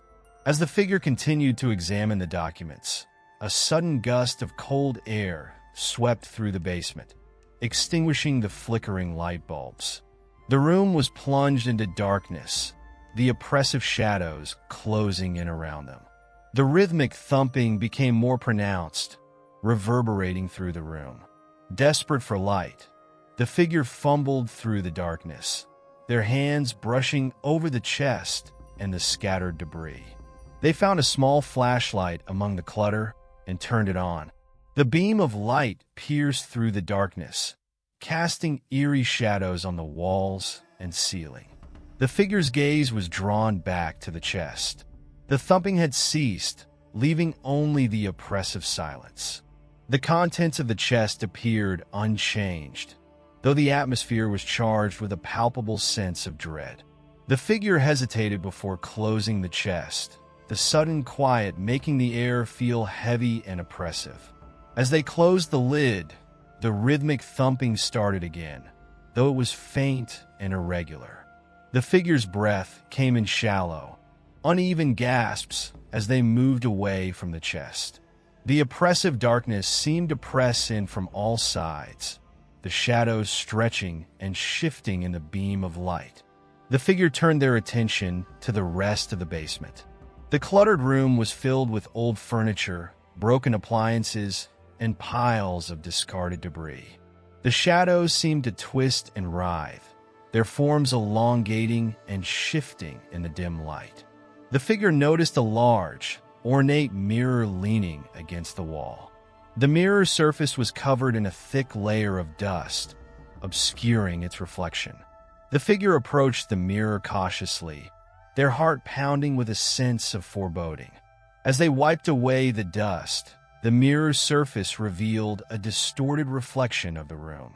The figure's reflection was hazy and blurred, their features barely recognizable. The shadows in the reflection seemed to move and shift, creating eerie, unsettling patterns. The figure's gaze was drawn to a small, dark shape in the corner of the reflection. It was faint and indistinct, but it seemed to be watching them. The figure's heart raced as they turned away from the mirror, the sense of being watched growing stronger. The basement felt colder and more oppressive. The shadows seemed to close in, the darkness pressing against the figure with a suffocating intensity. The rhythmic thumping had ceased, leaving only the eerie silence. The figure moved cautiously through the room, their footsteps echoing softly in the quiet. As they reached the bottom of the stairs, a strange sensation washed over them, a feeling of being pulled toward the center of the room. The oppressive darkness seemed to be converging on them, the shadows closing in with an almost physical force. The figure's gaze fell on the old, tattered documents scattered on the floor. The papers were filled with strange symbols and cryptic messages, their contents resonating with the oppressive atmosphere. The figure's heart pounded as they gathered the documents, their hands trembling with fear. The rhythmic thumping started again, though it was faint and irregular. The figure's breath came in shallow, uneven gasps as they moved toward the chest. They placed the documents back into the chest, their hands shaking as they closed the lid. The thumping grew louder, resonating through the chest and filling the basement with a sense of dread. The figure's eyes scanned the room, searching for any sign of movement. The shadows seemed to writhe and twist, their forms elongating and shifting in the dim light. With a sense of urgency, the figure made their way back to the stairs. The darkness seemed to press in, the oppressive atmosphere growing heavier with each step. The rhythmic thumping continued, a constant, unsettling presence. As the figure ascended the stairs, the oppressive darkness seemed to lift slightly. The first rays of sunlight filtered through the grimy window, casting a faint, reassuring glow. The figure's breath came in ragged gasps as they reached the top of the stairs. They turned to look back at the basement, the oppressive darkness retreating as the sunlight streamed through the window. The shadows in the basement seemed to recede, though the sense of unease remained. The rhythmic thumping had ceased, leaving only the eerie silence. The figure moved back into the main room, their gaze falling on the antique armchair. The chair's fabric glowed faintly, its warmth a stark contrast to the cold and oppressive atmosphere. The figure approached the chair, their heart pounding with a mixture of fear and relief. As they sat down in the chair, a strange sense of calm washed over them. The oppressive darkness seemed to lift slightly, the shadows retreating to the corners of the room. The glow from the chair was soothing, though the lingering feeling of unease remained. The figure's eyes scanned the room, searching for any sign of movement. The shadows seemed to have retreated, though the sense of being watched persisted. The oppressive atmosphere had lessened, though the feeling of dread remained. As the figure sat in the chair, they felt a strange sense of connection to the room. The darkness had become a part of them, the shadows entwining with their own sense of fear and confusion. The glow from the chair was comforting, though it did little to dispel the lingering feeling of unease. The figure's eyes grew heavy, the exhaustion and fear pressing down on them. The room seemed to swirl and shift, the shadows moving in a mesmerizing dance. The figure's breathing slowed as they drifted into a restless slumber, the oppressive darkness a constant presence in their dreams. In their sleep, the figure was haunted by shifting shadows and eerie whispers. The darkness pressed in from all sides, the oppressive atmosphere filling their dreams with a sense of dread. The glow from the chair seemed to waver, casting long, eerie shadows across their restless slumber. As dawn approached, the room remained bathed in the faint, reassuring glow of early morning light. The oppressive darkness had lifted somewhat, though the lingering feeling of unease remained. The figure's breathing was steady, their body relaxing into the chair as the first rays of sunlight filtered through the grimy window. The shadows in the room seemed to have receded, though the sense of being watched persisted. The figure's dreams were filled with shifting patterns and eerie whispers, the oppressive atmosphere a constant presence. The room felt strangely peaceful, though the lingering feeling of dread remained. The figure awoke to the soft glow of morning light, the oppressive darkness of the previous night fading away. They stood slowly, their body aching from the prolonged stillness. The room felt oddly calm, though the sense of unease lingered. As the figure moved toward the window, they felt a strange sense of closure. The oppressive darkness had lifted, though the shadows still held a lingering sense of mystery. The sunlight streaming through the window cast a reassuring glow over the room, dispelling the last remnants of the night's darkness. The figure's gaze extended beyond the window, taking in the desolate view of the overgrown yard and the crumbling landscape. The world outside seemed distant and alien, a stark contrast to the unsettling atmosphere inside. The figure took a deep breath, their hearts slowly returning to a normal rhythm. As they moved through the room, the sense of unease began to dissipate. The shadows seemed to retreat, their forms less menacing in the morning light. The oppressive atmosphere had lifted, leaving only the faint echoes of the night's darkness. The figure's eyes fell on the old wardrobe and the ornate box resting on the floor. The box's carvings were still intricate, the symbols shifting and changing in the light. The figure approached the box, their curiosity overcoming their lingering fear. They opened the box once more, the familiar collection of trinkets and documents awaiting their scrutiny. The photographs, letters, and artifacts seemed to hold a sense of closure, their significance becoming clearer in the light of day. With a deep sense of resolution, the figure carefully placed the items back into the box. The oppressive darkness had lifted, leaving behind only the faint echoes of fear and confusion. The figure closed the box and returned it to the wardrobe, their sense of unease finally giving way to a sense of calm. As they left the room, the figure felt a strange sense of relief.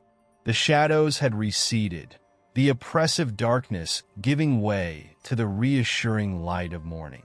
The world outside seemed brighter, the landscape less desolate.